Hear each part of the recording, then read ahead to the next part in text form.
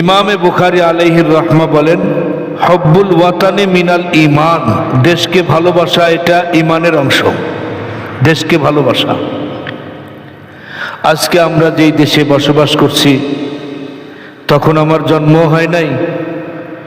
৭১-এর সেই ৩০ লক্ষ শহীদের বিনিময়ে আমরা লাল সবুজের পতাকা পেয়েছি। এদেশে সবুজ শ্যামল দিয়ে এদেশ ভরা, আর লাল পতাকার ইতিহাস হলো রক্ত দিয়ে। এক নদী রক্ত পেরিয়ে বাংলার আকাশে রক্তিম সূর্য আনলো যারা, এই ঋণ কোনোদিন শোধ হবে না।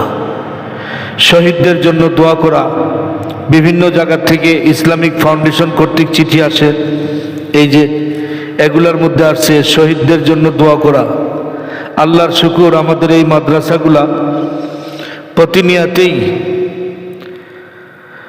ফজরের নামাজের পরে, আমার সেকেন্দার ভাই এখন আসছে, ফজর নামাজে আসে এখানে মাশাআল্লাহ। ফজরের পরে আমরা সূরা ইয়াসিন শরীফ তেলাওয়াত হয়। হাদিস শরীফের মধ্যে আসছে, মান করা সূরাতুল ইয়াসিন আউয়ালুন নাহার কুজিয়াত হাওয়াইজুহু, যে কেহ সূরা ইয়াসিন শরীফ দিনের শুরুতে পড়বে, তার যত জরুরত আছে আল্লাহ সবগুলা পুরা করে দিবেন। সূরা ইয়াসিন শরীফ একবার তিলাওয়াত করলে 10 খতম কোরআনের নেকি হয়। এখানে ছাত্র ওস্তাদ যারাই কোরআন শরীফ পড়া জানে, দেখে হোক না দেখে হোক, আমাদের এই নিয়াত এবং দোয়ার সময় আমরা সমস্ত উম্মতে মুহাম্মাদের জন্য, বিশেষ করে দেশ ও জাতির জন্য দোয়া হয়। আজকে আমরা পেরেশানের মধ্যে আছি যে আবহাওয়াবিদগণ লেখেন যে বাংলাদেশ ভূমিকম্পের আখড়া হয়ে গেছে। এখানে ভূমিকম্প, যে কোনো জায়গায় ভূমিকম্প হলেই দেশ কম্পিত হবে। তো এটা ভয়ের কোনো কারণ নাই। আল্লাহ তাআলা আমাদের হায়াত এবং মৌত রক্ষা করার মালিককে আল্লাহ তাআলা। জোরে গাড়ি গেলে আমার তো টিন সেট বাড়ি দেখি কাঁপে, আপনার 6 তলা সহ কাঁপে দেখেন যে কোনো মুহূর্তেই। কিন্তু আল্লাহর হুকুম ছাড়া গাছের পাতাও, আমার যদি মৃত্যু থাকে ভূমিকম্পে তাই হবে। তো এটা ভয়ের কোনো কারণ নাই। ভূমিকম্প কেন আসে? বলে ভূমিকম্প এবং আসমান জমিনের মধ্যে যত ধরনের অনিষ্ট, টর্নেডো, বালা মুসিবত যেগুলো আসে, আল্লাহ তাআলা কোরআনের আরেক জায়গায় বলছেন, জারাল ফাসাদু ফিল বাররি ওয়াল বাহরি বিমা কাসাবাত আইদিন নাস, পৃথিবীর জলভাগে স্থলভাগে যা কিছু অনিষ্ট সাধিত হয়, এগুলো একমাত্র আমাদের হাতের কামাই, আমাদের গুনার কারণে হয়। এই জন্য আমরা গুনামুক্ত জীবন যাপন করার চেষ্টা করব। আমি যে আয়াতে কারিমা তিলাওয়াত করেছিলাম গত জুমায়, ইয়া আইয়ুহাল ইনসান মা গাররাকা বিরাব্বিকাল কারীম, আল্লাহ তাআলা তার সৃষ্টি কৌশল নিয়ে 5-6টা বিষয় বললেন যে সেগুলোর কোনো হাত রদবদল করার, একটু ঝাঁকুনি দেওয়ার, এক জায়গা থেকে আরেক জায়গায় স্থানান্তরিত করার এই শক্তি আল্লাহ তাআলা পৃথিবীর কোনো মাখলুককে দেয়নি। এগুলো দিয়ে আল্লাহ তাআলা তার পরিচয় দিয়ে বললেন যে, ও বান্দা, আজকে সূরা দাহারের মধ্যে আল্লাহ তাআলা বলেন, হাল আতালাল ইনসান হিনুম মিনাদ দাহরি লাম ইয়াকুন শাইআম মাযকুরা। আল্লাহু আকবার। মহান আল্লাহ রাব্বুল আলামিন বলেন, ও জগৎবাসী মানুষ জাতিরে, ও জিন জাতিরে, এমন একটা সময় তোমার উপরে কালাতিপাত করছে যখন তুমি মানুষ রূপে কোনো কিছুই ছিলাও না। আকাশে বাতাসে সব জায়গায় আমরা মিশেছিলাম। আল্লাহ তাবারক ওয়া তাআলা দয়া করে, মেহেরবানি করে আমাদের বাবাদের পৃষ্ঠদেশ থেকে এক ফোঁটা শুক্রকীট কুদরতে কামেলার দ্বারায় মার রেহেমদানির মধ্যে পৌঁছে দিয়ে সেখান থেকে আল্লাহ সুবহানাহু ওয়া তাআলা আমাদেরকে 3.5 হাত মানুষ বানিয়েছেন। সুবহানাল্লাহ। তো আমাদের ইতিহাস কি? আমাদের ইতিহাস তো এক ফোঁটা নাপাক পানি, এক ফোঁটা নাপাক পানি। একজন বাদশাহ, বাগদাদের খলিফা, তিনার কাছে অভিযোগ গেল, হুজুর, আমাদের দেশে এক বেয়াদব ফকির আছে। কয় মানে? কয় রাস্তার মধ্যে পাও এইভাবে টান দেওয়া থাকে, গরুর গাড়ি যেতে লাগলে ও দূর দিয়ে যাওয়া লাগে, ও পা সরায় না। কয় তাই নাকি, এত বড় স্পর্ধা, চল দেখি কোন জায়গায় যায়। দেখে যে হ্যাঁ এটা সেই ফকির নয়। যায় সালাম দিয়ে বলছে, ওই ফকির আমারে চিনো? কয় হ্যাঁ আপনারা চিনি। বলো তো আমি কে? বলে আপনি নাপাক এক ফোঁটা পানির থেকে হয়েছেন, এই তো আপনার পরিচয়। বাগদাদের বাদশাহ কথা বললেন না, বাগদাদের বাদশাহ শোনা মাত্রই তার দিলের মধ্যে কম্পিত হয়ে গেল। তো তুমি আমারে চিনো? এই পরিচয় দিয়ে বললো হ্যাঁ, তোমার শরীরের যে কোনো জায়গায় এক ফোঁটা তোমার শরীরের মধ্যে আঘাত করলে যে রক্তটা বাড়াইবে সেটাও নাপাক। তোমার শরীরের মধ্যে একটা টাঙ্কি আছে খাবার, এটা কত ভালো ভালো দামি দামি জিনিস তুমি খাইতেছো, আর সেটা তোমার পেটের মধ্যে যাওয়া মাত্রই সেটা নাপাক হয়ে যাইতেছে, তুমি নাপাক ছাড়া আর কি। ফকিরের আধ্যাত্মিক কথা শুনে বাগদাদের বাদশা বলে, আচ্ছা তুমি এই শক্তি কবে থেকে অর্জন করলাও? বলে যেদিন আমি দুনিয়াওয়ালাদের কাছ থেকে নেওয়া বাদ দিয়েছি, আসমানের মালিকের থেকে নেওয়া শুরু করেছি, সেদিন থেকে আর দুনিয়াতে কাউকে বড় মনে হয় না। কথা বলেন। যেখানে আল্লাহ তাআলা বলেছেন বান্দা তোর যদি কোনো জিনিসের দরকার হয় কার কাছে যাবি? ফাইদা সাআলতা ফাসআলিল্লাহ। বান্দা যদি কোনো জিনিস চাস আমার কাছে যাবি। কার কাছে যাব বলেন? আল্লাহর কাছে যাব। মেরে মোহতারাম, আল্লাহর কাছে চাইলে খুশি হয়, বিপরীত বাবা মার কাছে একবার দুইবার পাঁচবার। এই যে ডিসেম্বর মাস আসছে, এখন শীতকাল, একটা বাচ্চাকে খেলার সামগ্রী দিয়ে সাজাইতে আপনার পোশাকাদি, একটা জুতার দাম, একটা কেসের দাম 2000-2500 টাকা। একটা বাচ্চাকে সাজাইতে 5000 টাকার উপরে লাগে এখনকার সময়। মেরে মোহতারাম, তো বাচ্চা বাপ মায়ের কাছে চাইলে একই বছর 3 বার যদি কোনো বাবা, সে যদি কোটিপতিও হয়, একই বছর 3 বার যদি শীতের পোশাক কিনে দেয়, বাবা খুশি হবে না বেজার হবে? বেজার হবে। কি রে, একটা শীতের পোশাক দিয়ে 5 বছর 10 বছর চলে যায়। প্রাপ্ত বয়সে একটা কিনছি, এই দেখ অর্জন করে একটা কিনছি, 300 টাকা দিয়ে কিনছিলাম, এখনো চলে আসে না? উলের ওই যে এক ধরনের কোটি আমরা পরি, 300-350 টাকা তখনকার সময়, এখনো অনেক মুরব্বীরা পড়ে। তো একটা শীতের কাপড় তার লাইফ শেষ হয়ে যাবে। এরকম কাপড় এক শীতে যদি 3 বার বাবার কাছে চায় সন্তান যদি নেয়, বাবা খুশি হবে না বেজার হবে? সবাই বলে না বাবা বেজার হবে। একই জিনিস 3 বার করে তোমারে কিনে দিব।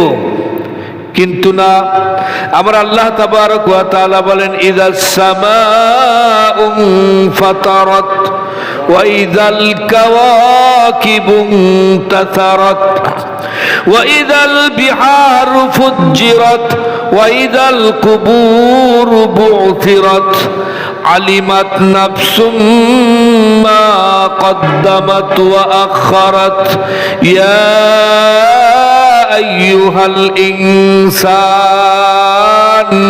হে মানব জাতি, আজকে যে আয়াত তেলাওয়াত করেছি সূরা দাহার থেকে, সেই আয়াতের ফার্সি কবি ওই আয়াতের তর্জমা করে বলেন, বেহাত নত পাড়া চোরাতে চুপড়ি কে কার দস্তাওয়া বাসুরত গরি।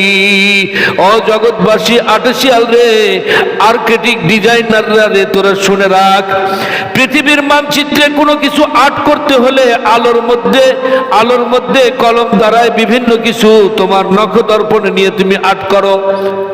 কিন্তু আমি আল্লাহ তোমার 3.5 হাত বডির মধ্যে যত পার্স পাটি তোমার মায়ের রেহেমদানির মধ্যে অল্প একটু জায়গার মধ্যে, সেখানে দুনিয়ার কোনো আলো অন্ধকার পৌঁছায় না, সেখানে কোনো কিছু পৌঁছায় না। শুধু মায়ের নিঃশ্বাসের সাথে বাচ্চার নিঃশ্বাসটা আমি 4 মাসের পরে অ্যাড করে দেই, আর কোনো কিছু সেখানে পৌঁছায় না।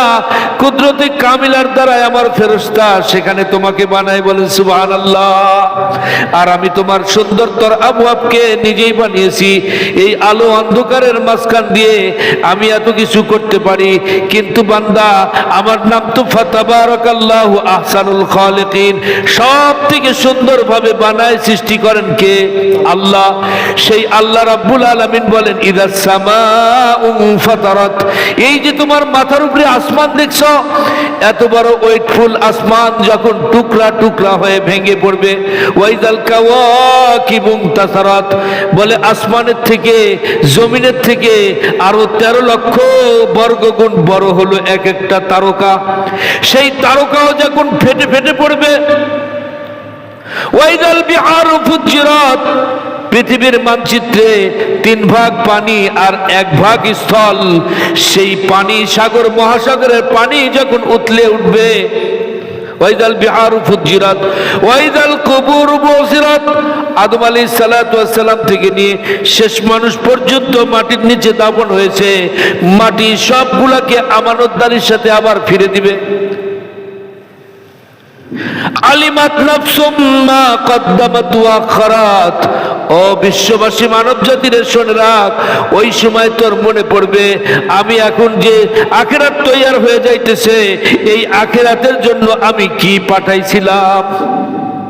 আমরা তো সব ভুলে গেছি, খাই পড়ি ছেলে মেয়ে নিয়ে, এদের ভবিষ্যৎ নিয়ে আমরা ব্যস্ত, কিন্তু আমার ভবিষ্যৎ মরণের পরের জিন্দেগি, আসল জিন্দেগি, সেই জিন্দেগির জন্য আমি কিছুই করি নাই, সেই জিন্দেগির জন্য আমি কিছুই করি নাই।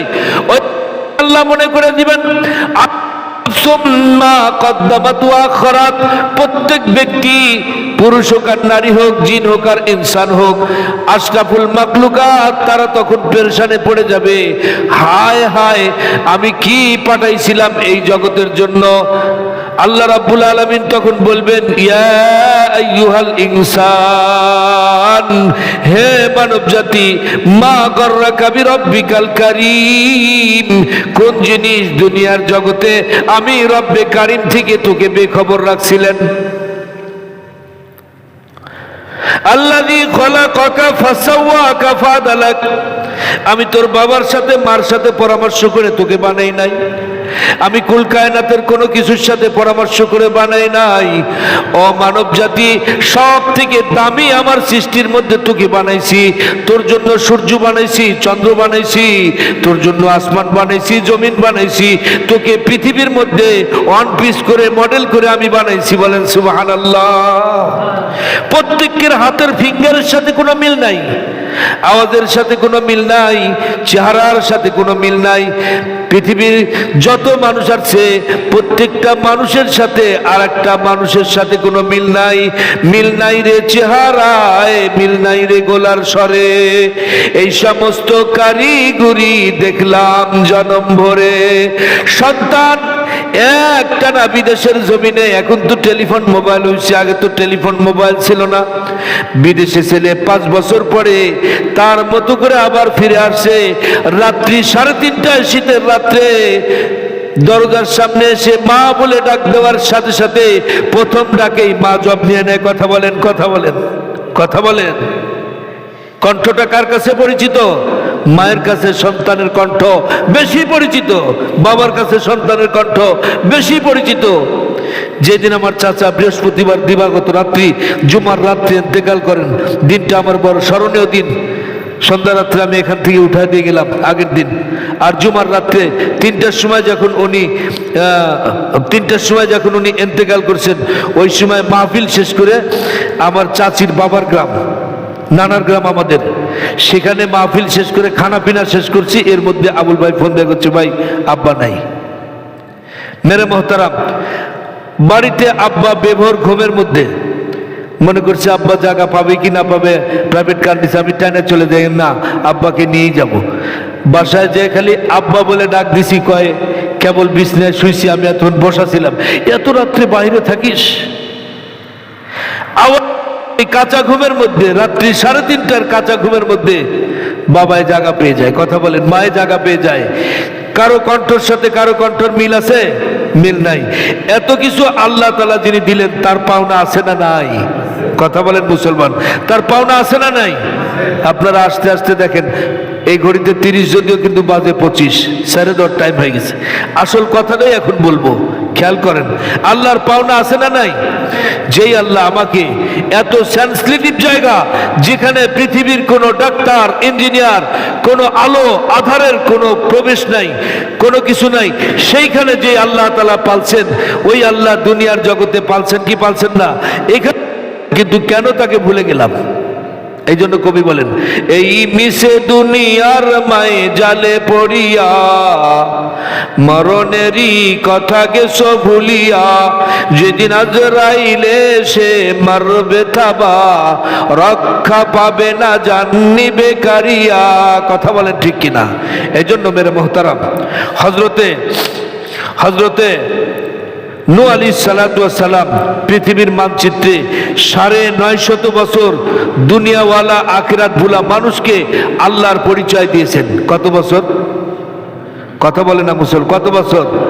এখনকার এই আধুনিক জগৎ আর তখনকার জগৎ, কথা বলেন। তখন পানি আনতে হতো কত দূর থেকে, আগুনের ব্যবস্থা তখন ছিল না, আদিম যুগেরও আগের ঘটনা।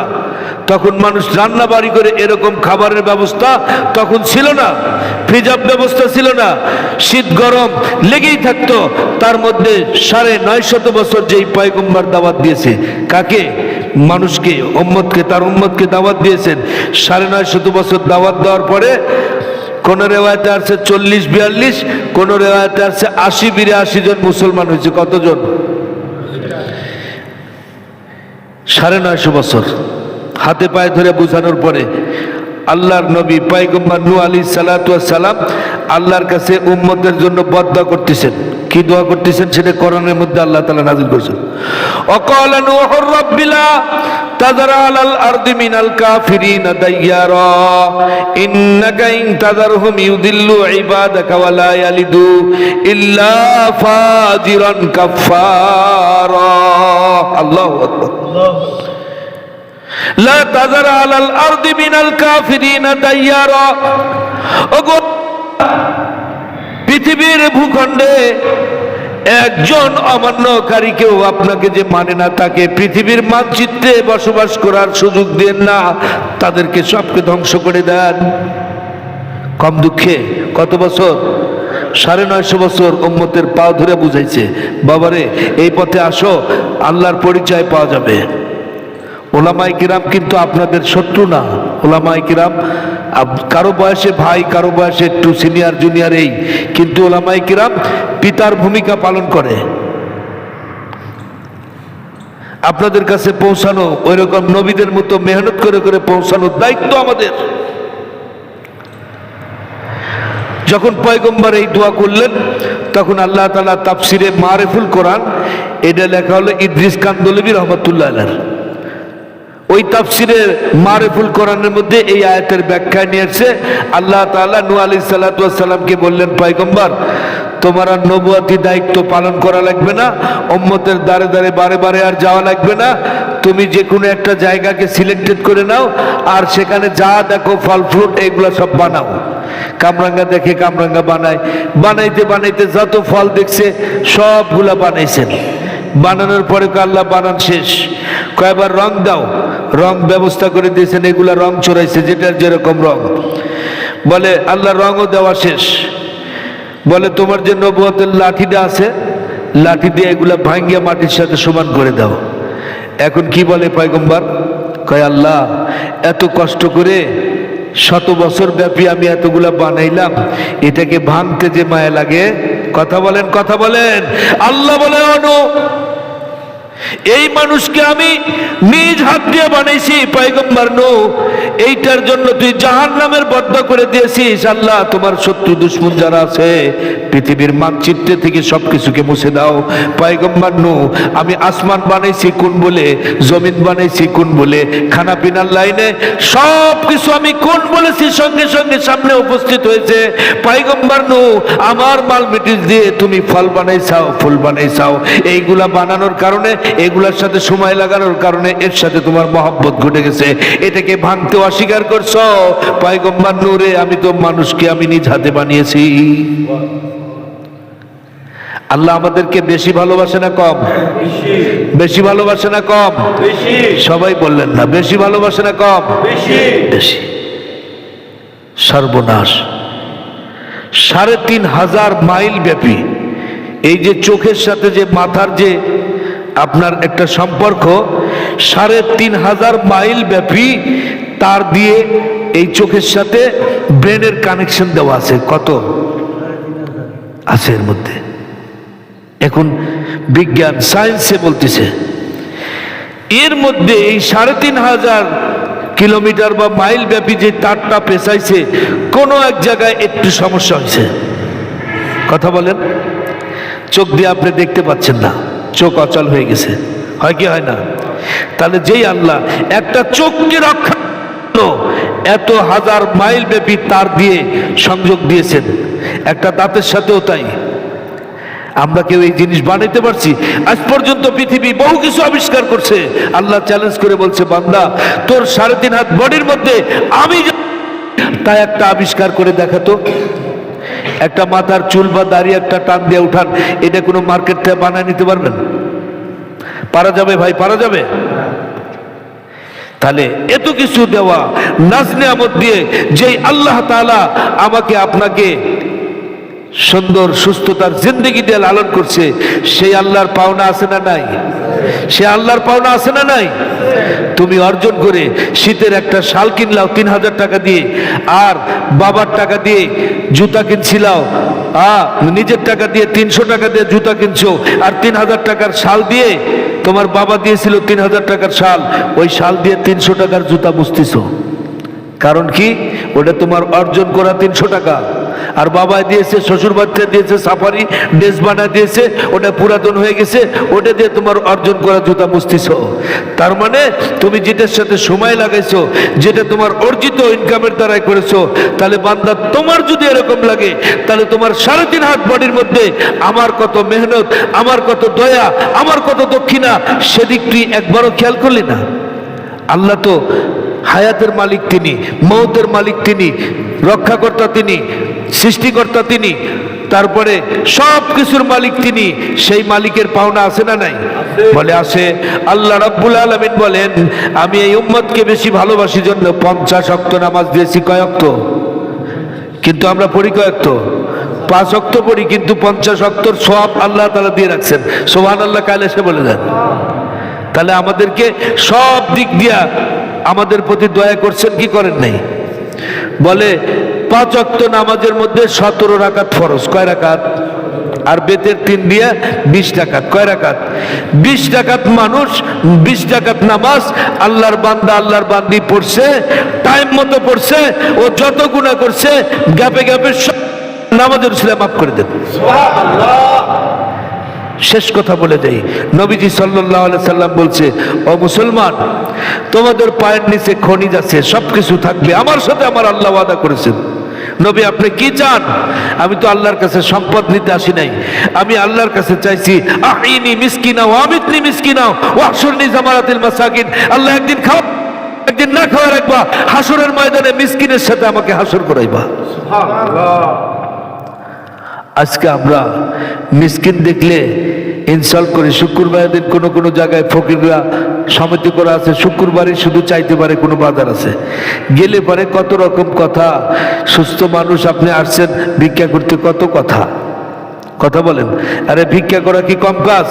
একটু আগে বললাম না, একজন ফকির বাগদাদের বাদশা